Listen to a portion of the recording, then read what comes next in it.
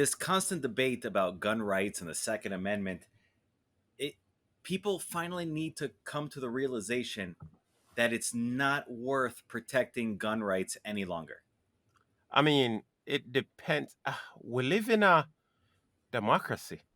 At the end of the We day, live in a republic. s- whatever, sure, same crap.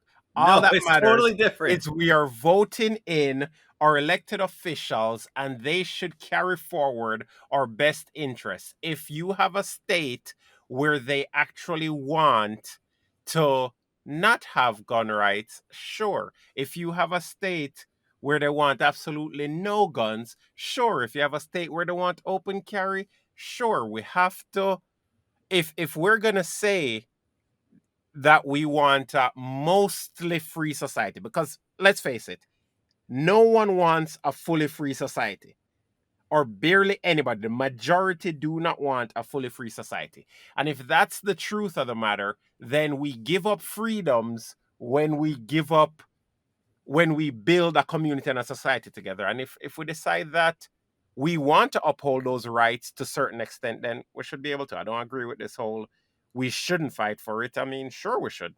No, we shouldn't fight for it because it's clear that there's an agenda going on around the world and especially within America where they want certain things to happen in order to enslave the populace.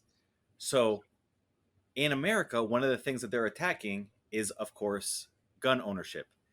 But although I think it's important that we defend ourselves from this insidious plot, I don't think that we should waste effort defending gun rights. You can defend the Second Amendment if you want, but specifically firearms, I don't think it's worth expending the effort because firearms aren't even really viable in the modern world when you're talking about using it for the purposes of the Second Amendment. Because the Second Amendment has nothing to do with protecting your home from a robbery or you from a carjacking. You can do that most likely as easy with a firearm as you can with a good quality pepper spray.